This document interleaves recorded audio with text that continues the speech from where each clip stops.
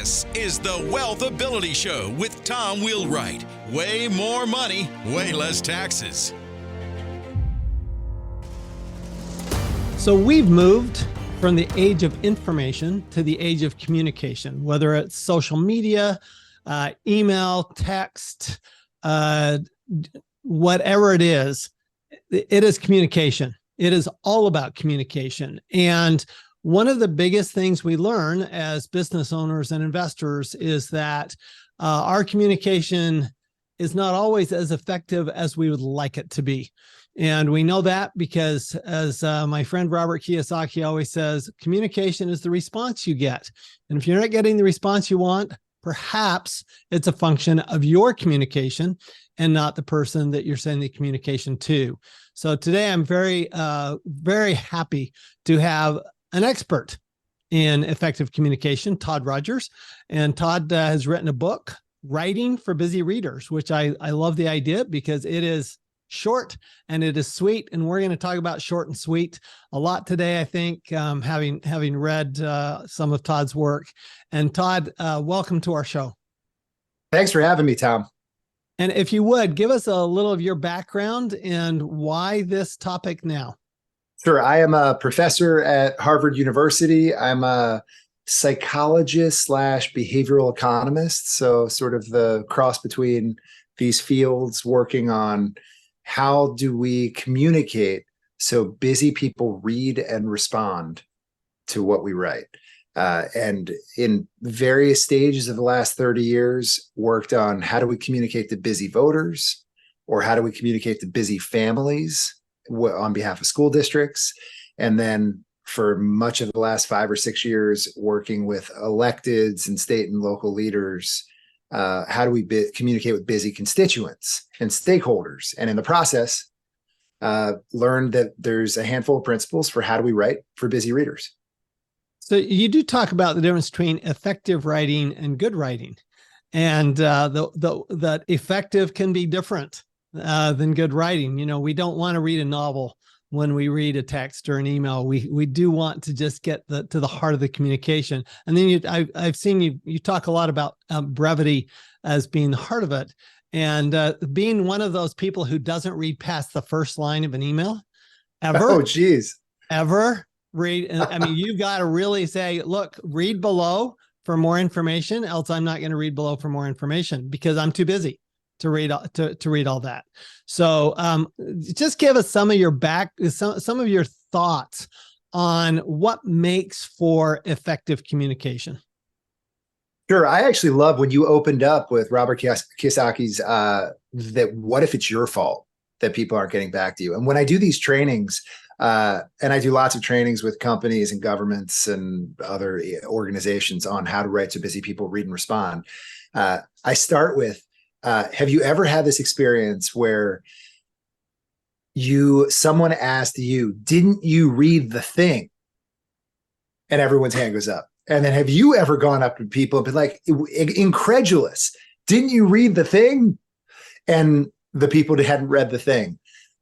We all have this experience. And the radical take, and this book is co-authored with Jessica Lasky-Fink, my colleague and co-author on lots of this research.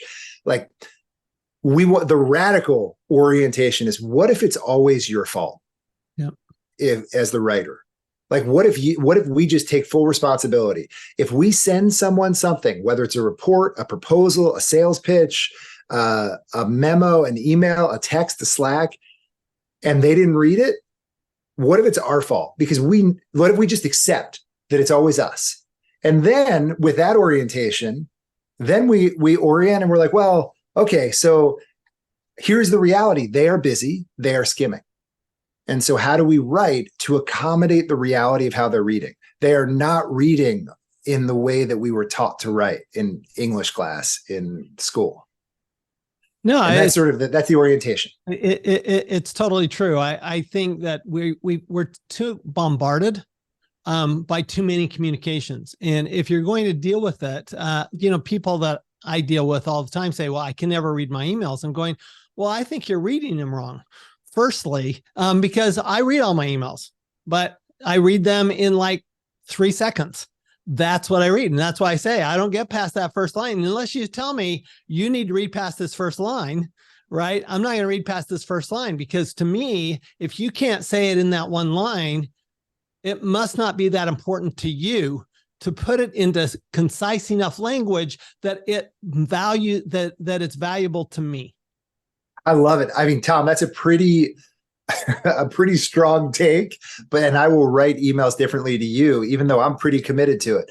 But I actually think that we'll get back. Let's get back to that, because I actually think that there aren't ironclad laws of how we should write, but there are general principles of how people read.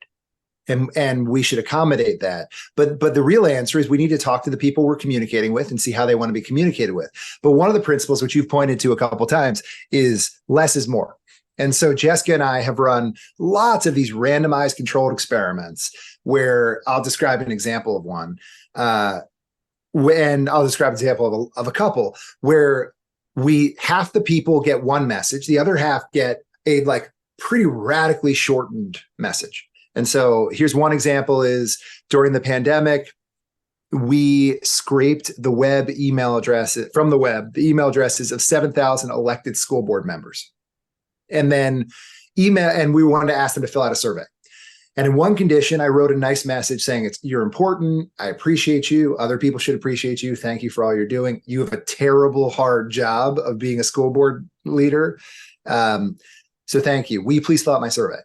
In the other condition, I just said, you have a hard job. I appreciate you. Will you please fill out my survey? Cut it by 2/3. People read both. Predictors read both and predicted the longer one would be much more effective. Almost everybody predicted it.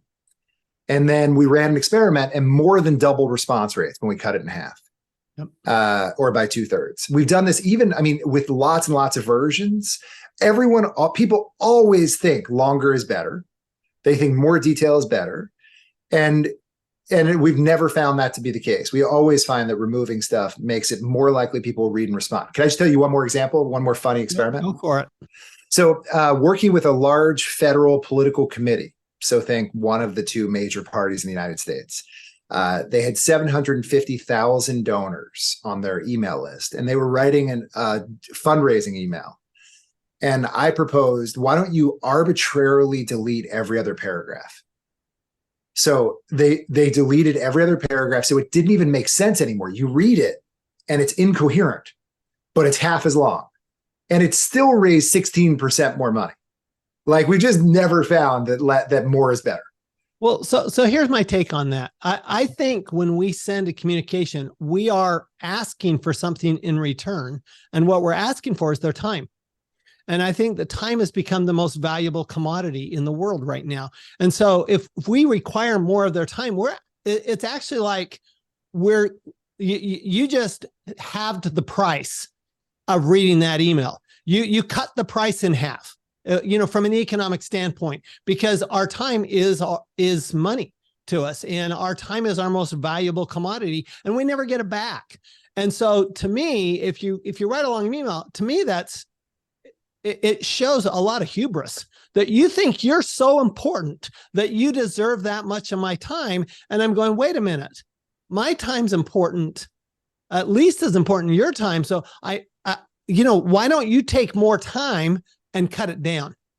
It is interesting. So that one of the experiments I just described, the one about school board members, right, we had people read them, and then in addition to predict which would be more effective, also say, read them and estimate which one will the survey be longer. Will the survey take more time?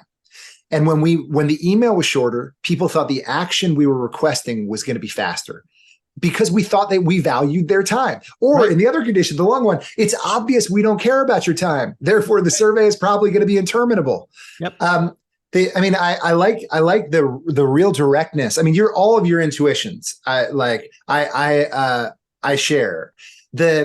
It is kinder, in addition to being more effective. Yes. It is just kinder and more respectful to the reader to write in a way that is easy for them to get through. And again, when we talk about it, we'll say, if I send you a message that would take you 4 minutes to read, and let's say you really are going to read it, although I know, Tom, you're not, but if I send you a message, it's going to take you 4 minutes to read, and I could have edited it so it could be 1 minute.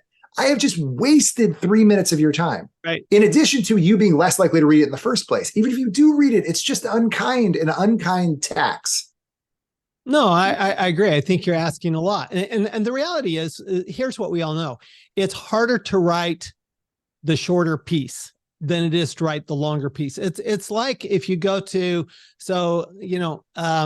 coding right now is a big deal, right? I mean, whether it's AI or whatever, you're coding, because we have such huge memories on our computers, coding is sloppy. It didn't used to be sloppy. When we had 40 megabyte hard drives, right? Coding was really tight. But it's hard to do that. It's hard to write a really concise text or email. But what's interesting to me, so help me understand this, Todd. We're in the world of tweets, texts, things that we only have a certain number of words, and we know we have to do that in a certain number of words. Why is that when we get a form like an email or a letter or something where we can write longer, that we just like automatically write longer instead of why not tweeting it? So it's harder to write shorter messages. There's this famous quote often attributed to Mark Twain, but attributed to everybody, every smart person, is that I'm sorry this is so long. I would have written you a shorter message if I'd had more time. Mm-hmm. I love it because it acknowledges that it would have been better. It's unkind to you. It would have been better if it had been shorter. It also takes time to be shorter. Your question about why, let's go back to, I'm going to write differently for you when I write to you next. And the challenge for a writer to a busy reader is what the norms are. And if you know who you are, you know the norms of the person you're writing to, and you know what's expected, then it ends up being clear. So I love the U.S. Army has a regulation called that is commonly called BLUF, bottom line up front. I'm sure you have some veterans who are listeners. Bottom line up front. A general writing to an enlisted person, first line of anything, bottom line. An enlisted person communicating to a general, first line is the bottom line. What's amazing about that, it makes it completely clear to everybody. This is how we write. But under normal conditions, without that norm, without that regulation, a much lower status person communicating to a much higher status person, it might be seen as too aggressive or too direct to have the first line. Tom, we've never emailed. So here, let's imagine we've never emailed, and I send you a message and be like, I disagree with something I heard on the pod. I'd like to talk to you. You're like, what? That's my one line. Instead, it's going to be like, I've been following the pod for a while. I really like the work you do. I admire it.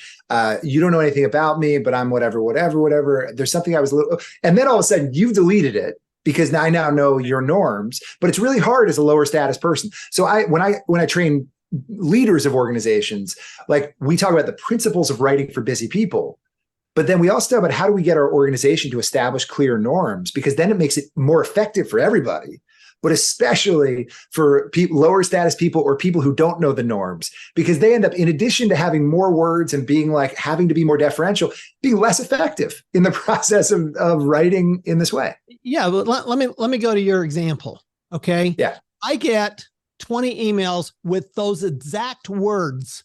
I've been watching you. I like what you do, all this kind of stuff. And I'm just going blah, blah, blah, blah, blah, blah, blah, toss.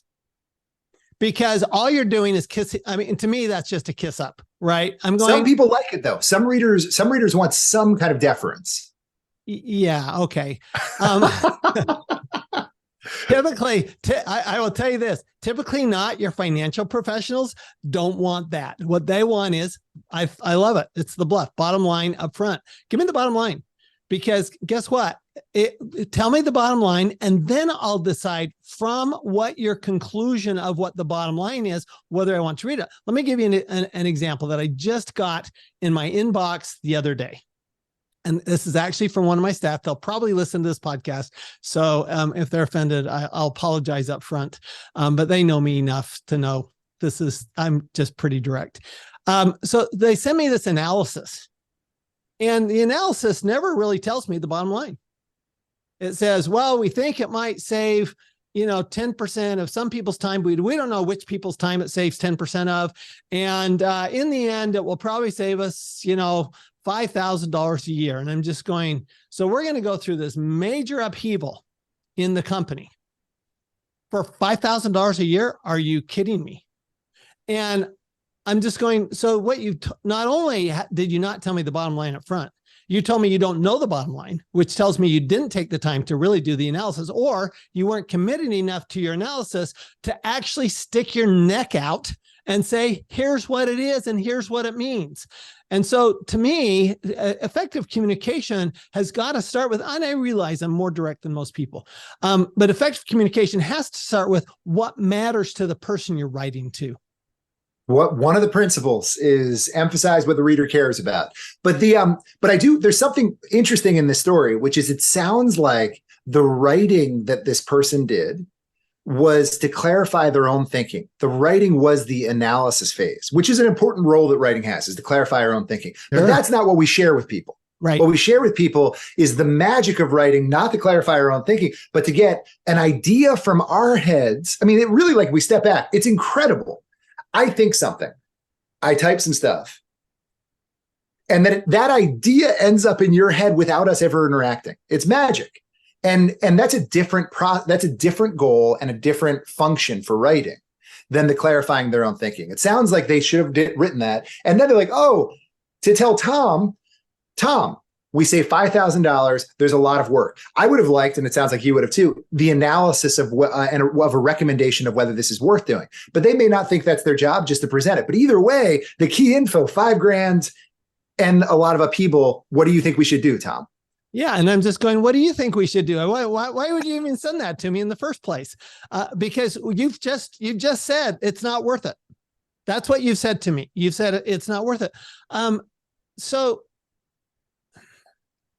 how do you, when you think about what's important for the reader, okay, because it is different. I mean, we all have different natural instincts. Mine is bottom line. Mine is simplicity. That is my natural instinct. We all have different natural instincts. How do you get there? In other words, how do you decide, okay, this person, I'm going to do it differently than this person, especially if you don't know the person?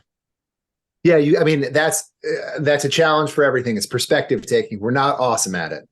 But I do want to like when I say that I get that you want the first line to be the bottom line. Awesome. The risk, if I don't know you, is the uncertainty that you may think I'm being too direct.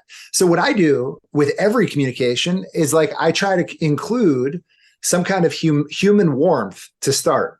I'm looking for something better than I hope you're well, but it's got to be concise, like super duper short. So it's like, Tom, big fan of the podcast, period. Then next, then like, want to know if we can whatever. So that way, like, at least I have, in case you want to know that I respect you and am human, I want to convey some warmth. But there is a trade-off of conciseness and warmth. Your question is about, like, how do we better take the perspective of the reader? This is one of the things that I think a lot about organizations, like companies and military and governments. This is why I'm making it really clear. This is when new people get onboarded or as teams, how do we communicate so that it's not a diverse set of different norms? It's like a standardized set of norms.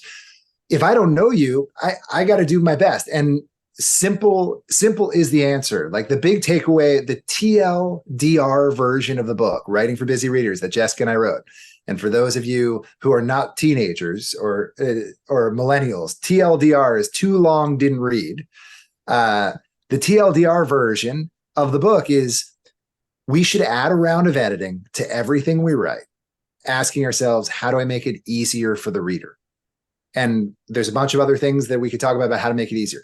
But the easier we make it for the writer, the more effective we will be at achieving our goals, and the kinder we are to our readers. It's a win-win. No, I agree. So I actually believe every communication is a sales. You're attempting to sell them on, first of all, reading your communication. And second of all, you're trying to get them, presumably you're either delivering information, which is the easy part, or you want them to act on it. Okay. And acting is a sales process. That is a sales process. And to me, simple is always a better sales process. I mean, we've all been we've all been into the department store, or we've been into the jeweler. And I remember a time years ago, and I go into this jewelry store and I'm with my wife, and I just want to buy something. I'm pretty specific as to what I want to buy. And they go on and on and on and on and try to, and just push and push and push and push. And my wife just says, okay, let's go, because she knew that they had passed the point of no return. So actually had so much oversold it that they convinced me not to buy it. Okay. And so what do you, tell me your thoughts on that, because I'd like to hear your thoughts because I do think we can push so hard that no longer somebody was already sold. Let them buy. Why are we continue to push? Yeah. I mean, the principle that we talk about in the book on this is called make responding easy. But in your example, I do want to diagnose it in one way, which is it's very similar to that initial message to elected school board members that we sent, where you said, I want this. And they went on about the origin of the diamond and the carats and whatever else.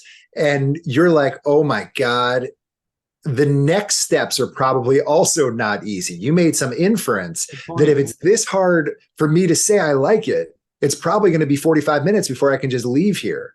And so like you're making these other inferences about how they must not value my time or think that this is part of the process. Okay, but make responding easy. I'm a behavioral scientist, so I do lots of randomized experiments on getting people, how do we change people's behavior for the better? And some of the principles of how do we make it easy, we reduce friction. You might think Amazon's one click, which when it was patented, and they have a patent on it, apparently, that's patentable. But the Amazon one click is estimated to be worth tens of billions of dollars. That like making it that easy for people to reduce the number of steps to purchase something is incredibly valuable because it increases sales. So reducing friction, reducing the number of steps required. There's lots of research that I and others have done on when you reduce the number of steps to take an action, you make people more likely to do it. You put all the relevant info next to each other. So in addition to reducing friction, reducing the number of steps. And the final one is just reduce the cognitive effort. Here's one that will be very familiar to you and to all the listeners. There are 3 of us on a chain, an email chain. I say, let's find a time that works. These are 6 times that work. The next person replies, I can do the second, but not the 4th of them. And then the third person joins on and is in order for them to reply, they have to then go back through the original chain of messages and figure out what was the second and what was the 4th. So if we want to make it easy, if we make it easy for people, it makes it more likely they're going to respond. So that principle is basically reducing friction, making it easier, makes it more likely people will do stuff. I think an easy way to think about this is, how would you communicate with your 3-year-old? Because you would not give your 3-year-old 6 options. You would give your 3-year-old 2 options. Do you want this or that? Because if you give them 6 options, they're like, what? And honestly, I'm like that myself. I mean, don't give me 6 options. I don't want 6 options. Give me 2. Give me, you want this or this, or, I mean, otherwise it's like, you want me to decide. I'll do that too. Right. You want me to decide? Funny. No problem. But why 6 options? You've got every intuition you're describing is spot on this, which is, we have all these experiments where when you add additional in not just options, but requests, let's say I'm requesting you to do A, B, and C.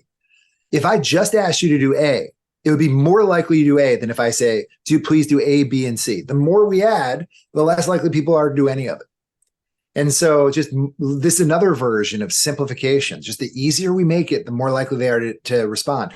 But on that one, I do want to just sort of push, which is the burden again comes back to us. Like we have to prioritize.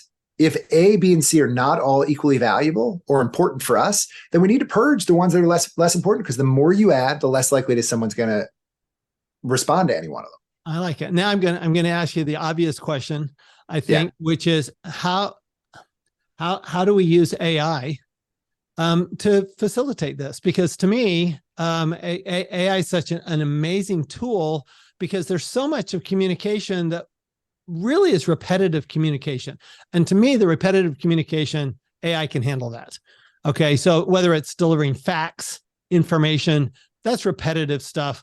AI can do that at least as well as I can do it, and can save me a bunch of time where I can focus more on the relationship aspects of the communication, which doesn't happen until you've got 2 or 3 communications down the road. You're still dealing with facts until you can get to a relationship. So how do you see AI doing this? Sure. I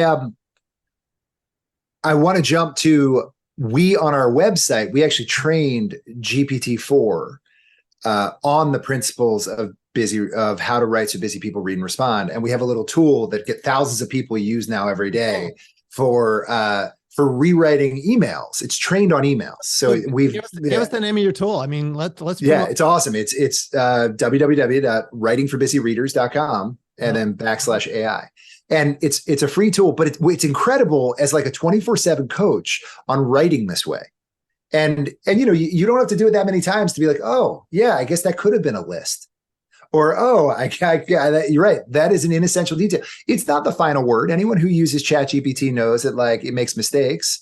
But even I run my stuff through it because I still learn from like, oh, I guess I didn't have to say all that, or I could have said it in a more simple language. But that's the applied tool. www.writingforbusyreaders.com /AI. But the higher level is, I think that in the end, if we want human readers to read it, which is eventually we might have like, AI write to AI that will then do whatever. But if we want human readers to read what we're writing, then we're still constrained by the limits of how people read. And given those constraints, people skim, and there are some principles for how we can make it easier for skimmers. And so then we need to write in a way that accommodates that. And at present, like ChatGPT is trained on the way we have written on the web and in all our sort of natural language writing, which isn't written according to these principles, but it will be. I mean, and that's what our trained tool is trained on. And I'm talking with the other, we'll say, email and like writing technology companies about incorporating this into their tools. But for now, to the extent that we want humans to read it, we need to write it so it's easy for them. And that's what these principles are for. But I think that your listeners would enjoy the tool. It's incredibly fun as a coaching tool just to see how it would suggest rewriting things. That sounds terrific. So let's finish up with what are a couple of those principles that if you were to be very concise, let's leave our listeners with something very concise as to a couple of things that they can do right off the bat to make their communication more effective for the reader. Less is more. That's the first one. It has a couple of components, which is like fewer words, fewer ideas, and fewer requests. So less is more. We need to insert a round of edit to make it easier for ourselves. So less is more. The second, make reading easy. We haven't really talked about this, but smaller, shorter, common words, shorter, easy to read sentences. And the idea is that the lower the mental effort required to read it, the less likely people are to quit on us. And really that's what we're fighting. We write to you, Tom, or any other busy person, is we're trying to get through before you give up on us. So that the second is make reading easy. That means write simply with what we write. And if we're I'll just a third that I like that we haven't talked about is designed for navigation. That means think about your writing not just as a continuous flow of words, but as something that people are going to jump around. That means add headings, use structure, and make it easy to signpost so they can navigate it. This isn't going to be true for text message, although I now write with bullets in text message, but make it easy for skimmers by designing it, not just writing it.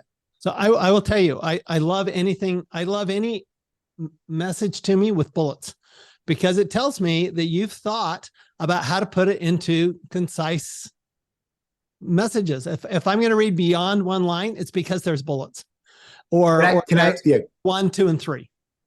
Yes, totally. 1, 2, 3 is great because there's a logic to it, which is that these are separate, distinct ideas, maybe even sequential, but not necessarily. One thing that as we thought, I professionally think a lot about how do we write more effectively. And so there's no reason a normal person would have really thought hard about bullet points, but I have. Jessica and I have. And one thing that's interesting with bullet points is it does not help a skimmer to read and understand what you wrote if all you did was put the sentences in bullets, right? Because they still have to read the sentences to figure out what the bullet is about. And so one of the little sub rules that we have that I think is really, like, I did not realize before until we thought about it, is if you're going to have a long-ish, I say more than 10-word bullet, you should have a little summary, 2 or 3 words in the front of the bullet, so a skimmer can know they can skip it if they don't care about that topic. Right. And like, the bullet doesn't help skimmers unless it helps them speed through what you wrote. And so adding these are little micro things. I know the high level, we talked about 3 things. I think it's funny that you're saying some people need to have a bullet for a bullet. I mean, but that's really what you're saying. And I was just going, are you or a title? Give me the bullet in the first place. Yes, but like often we organize it. It's a bull. I don't have to defend myself. You get what I'm saying. No, I love it. I totally love it. Einstein reportedly said, I don't know if it's true, but he reportedly said that any 6-year-old can explain something to a genius, but it takes a genius to explain something to a 6-year-old. And I love when you talk about using smaller words, simpler words. I saw one of your articles where you talked about Hemingway and you said, well, look, he wrote to a 4th grade level and he won a Pulitzer Prize for writing to a 4th grade level. And I think that's a key. I'm going, why are we trying to me, it's just self-aggrandizing if we're using these big, complicated words where we're really not helping the reader. And I think often we include those, I wish I had a fast phrase for grandiose verbiage, because we think people will think better of us. And I don't think it's universally true, but the only research that exists on this topic suggests that people think we are less intelligent if we use unnecessarily fancy language, which is great. Like, it is so funny because we put it has exactly the ironic effect. Like, I want to, when we were in high school or college, we incorporated unnecessary, like, technical terms to thinking, probably mistakenly, now that I'm a professor, thinking mistakenly that our professors would be impressed. But it turns out that people see through it. If I write you something in really complex language, it either implies that I didn't understand the concepts clearly enough to make it easy for you to understand, or I'm a tryhard trying to impress you. I like that, a tryhard. All right. So the book is Writing for Busy Readers, and the website is writingforbusyreaders.com. I love that. Again, simple. I like it, to the point. This has been with Todd Rogers and the Wealth Ability Show. And Todd, anything else you'd like our listeners to know? Anything else you'd like to share with how to find out more about your work and what you're doing? This has been fun, but I will end on the same thing we've been saying to make it really simple. We should add a round of editing to everything we write, where we ask ourselves, how do I make it easier for the reader? It's more effective for us, it's kinder for the reader, and it's more accessible to more people. I love it. I truly love it. I practice a lot, actually, on TikTok, because TikTok, whether you love it or hate it, you've got 30 seconds.